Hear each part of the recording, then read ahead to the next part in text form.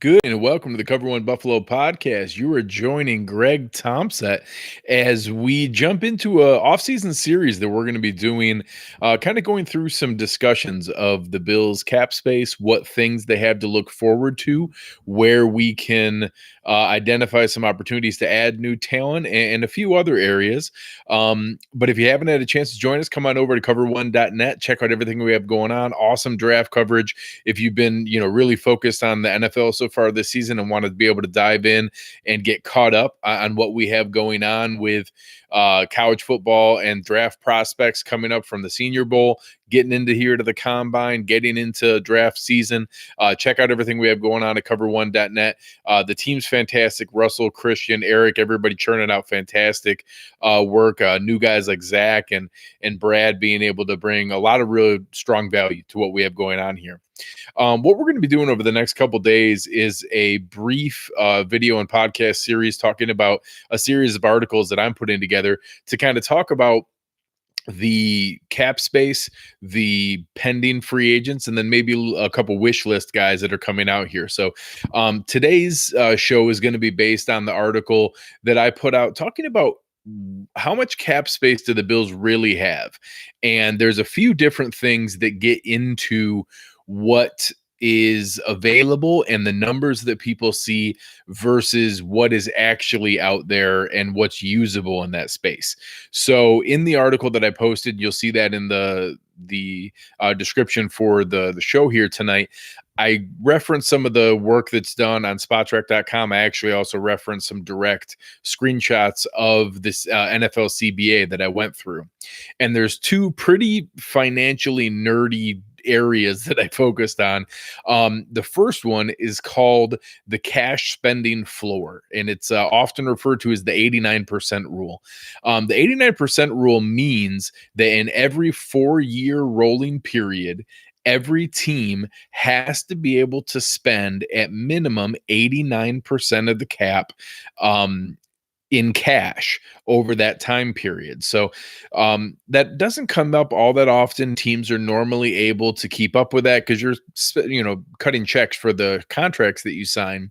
The difference is that some of the medicine that Aaron and I have talked about that Brandon Beane had to take on behalf of the team, especially in 2018 with a $70+ million dead cap hit, that impacted the salary cap, but it's not actually cash that's being spent by the team. So over the previous 4 years, and again, it's always a 4-year rolling period, the Bills were 14th, 29th, 29th, and 25th in cash spending in the NFL. Well, that 2016 year where they were 14th is about to fall off the books. Right now, if they weren't to add any new contracts or extensions, which obviously they won't do, they would be 29th again. So based on all the calculations that are out there, we show that just to get up to that 89% minimum over the 4-year period, the Bills have to spend in excess of $50 million in cash in addition to the existing contracts that are out there. So on the one hand, that's very exciting. That's a new talent that could be added. Those are extensions that can be given out. And that's new money that needs to be spent. So that's the positive side of these kind of fluky and weird rules that are out there. The other side of that is a really odd one, and it's often called the 30% rule, and it actually only comes into play in the final year of the CBA. So for the last year or two here, you've heard the NFL Players Association and the league negotiating back and forth and talking about the CBA that's out there, their interest level in being able to reach an agreement on an extension and being able to play that forward. That's still possible. You actually saw some tweets just in the past hour here on this late Thursday night, February 6th, coming out from leadership of the NFL Players Association that they had meetings today, that they were productive, they were moving forward, and that they have not reached any agreement, but are confident in their ability to do what's best for current, former, and future players. If they're able to reach an extension, it may make some of this moot. From everything that I've read, I don't think that's going to happen here in the next month. And what they're planning for is in the final league year, which is this year. The current CBA was negotiated in 2011. It runs through 2020. That no contract can extend from this final year into the future. So signing a deal that starts in 2020 and goes into the non-CBA negotiated area, it can't have more than a 30% increase in any one given year. Now, the reason that comes into play is obviously you don't want someone signing players to let's say a crazy $101 million deal where 1 million of that is in 2020 and then 20 million per year in each of the next 5 years. And you just backload everything because you don't know what the new CBA is going to be, or that you're kicking the can down the road into a season that may not even get played, and you're just getting them cheap in this 1 year. So there's logic in why the Players Association negotiated this so that it's there.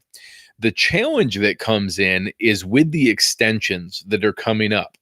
So 3 players in particular, Matt Milano, Dion Dawkins, and Jordan Poyer, are all playing under very reasonable and cheap deals compared to what their current market value would be.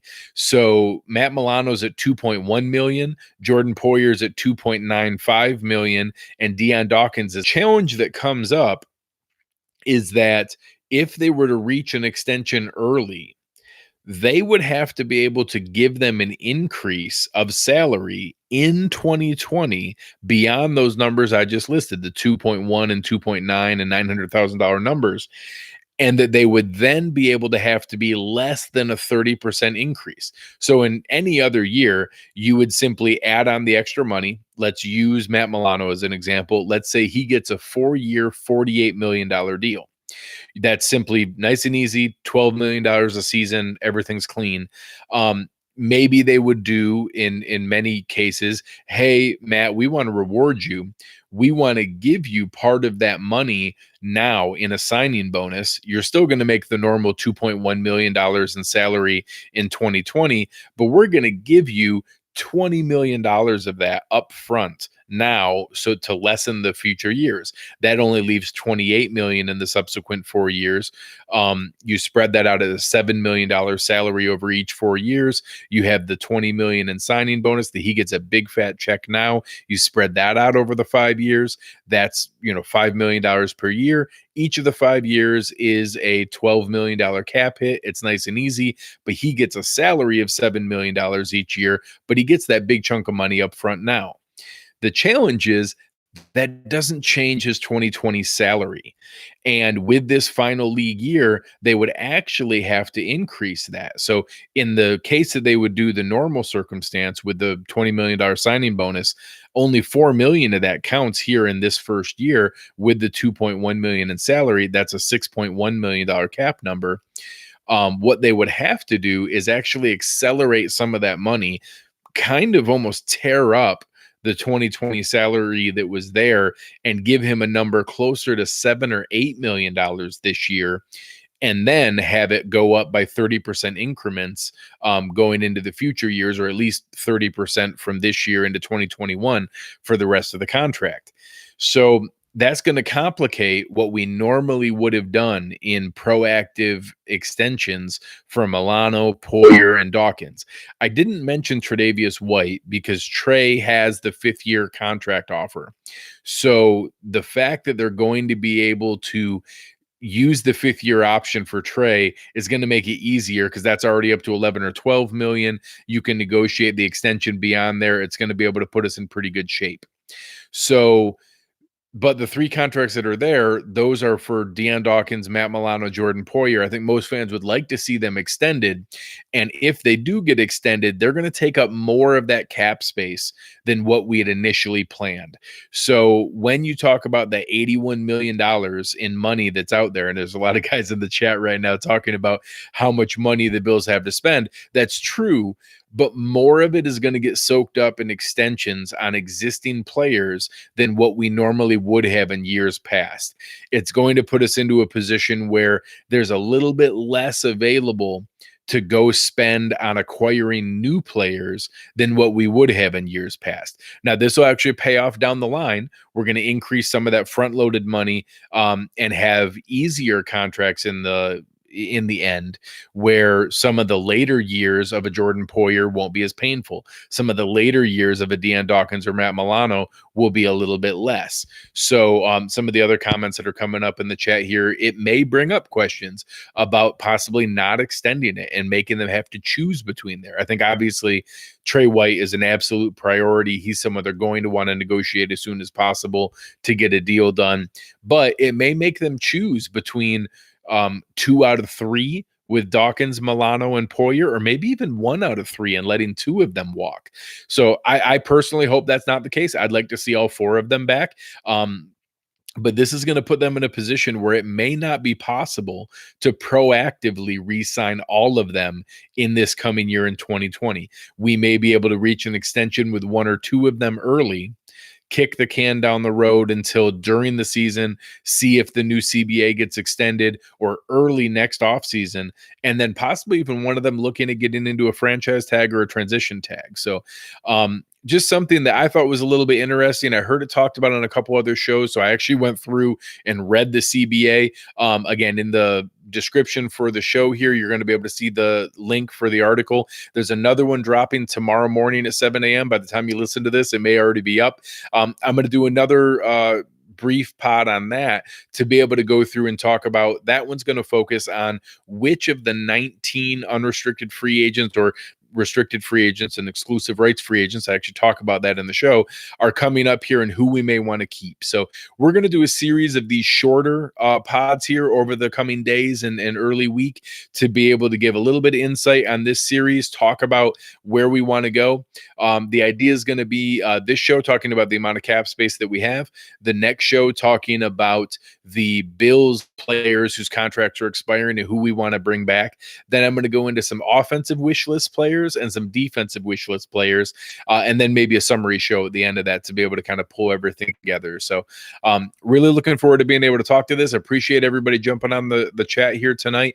Going to keep the show brief and be able to go over a little bit more each night over the next couple nights to be able to share more of what we have going on. Looking forward to being able to put a little bit more out there in the articles and descriptions that we have, but looking forward to being able to get this and help you guys understand what the options are, who we have to be able to go after, where we can really spend that money. I'm going to spend a good amount of time. I'm going to mention some of the real shiny top end guys that are out there that I know a lot of fans know the names of, but I'm going to spend some time really looking at who I think the value guys are that we could be able to bring in and be able to bring a little bit more to the table, like we saw in some of these recent deals, bringing in Beasley and John Brown and Quentin Spain for $2 million, John Feliciano for $3 million. We're going to use some of those same logic to be able to identify where there's a few of those opportunities to bring guys in at a value that we think are going to be able to make sense. So appreciate everybody jumping on tonight. Going to be a brief show. We're going to keep it brief over the next couple nights so that there are nice and digestible bites for everybody. Check out the article series that we have dropping each day over the next coming days, and we're going to be able to pull all this together really well. Looking forward to being able to get you guys prepped and ready for the Bills off season so that you guys have the best info for your water cooler talk. You've been listening to Cover One Buffalo, and we are out.